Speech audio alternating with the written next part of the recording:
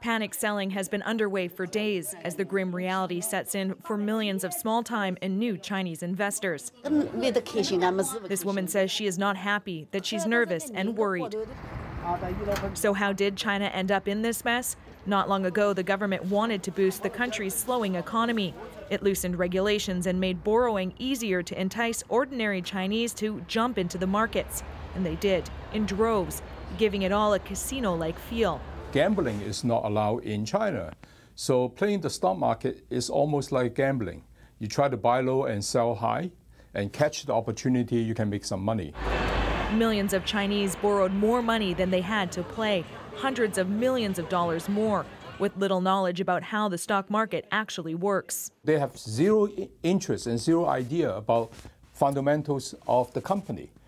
Share prices rose sharply, not because of strong economic fundamentals or because companies were getting better, but because demand was high and people were bidding prices up more than $6 trillion in value.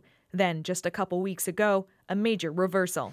The drop is being blamed on the fact the markets rose too quickly in the first place, a classic bubble, and not based on anything more than speculation. Investors are now losing confidence and they want out, many afraid they're about to lose everything they borrowed and won't be able to pay it back. All of this despite the Chinese government giving state-owned companies incentives to buy more shares, trying to prop up stocks, essentially asking the Chinese investor to double down. They've even gone as far as to say that individuals can use their homes as collateral. This Canadian economist says what Beijing is doing is unprecedented and it's not working. This is hugely destabilizing for their economy, and the ripple effects everywhere are already being seen. China is a top consumer of commodities, many from Canada. Prices for iron ore, copper, and others are already falling. The question now, how much longer will the crash go on? And just how big will the losses be? And how far will they spread? Renee Filipponi, CBC News, Toronto. So, Amanda, picking it up from there, what are the implications of what's going on in China? Well, one of the big questions, Mark, is one that Renee has raised. How and in what way might China's market collapse spread? Unlike other stock markets, for now at least, this one appears to be contained. It's a largely domestic market. So the biggest concern is how it affects China's huge and important economy. There is something else that is significant, though, to Canadians, and that's the steps that China has been taking to try to stop the bleeding.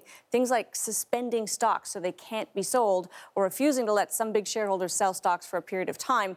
Those are all moves that run counter to the idea that a market should be allowed to function freely.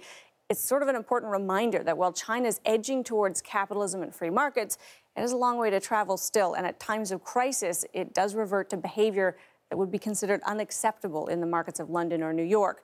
Now, one possible conclusion is that as alluring as that growing Chinese economy is, proceeding with caution could still be the right approach for some.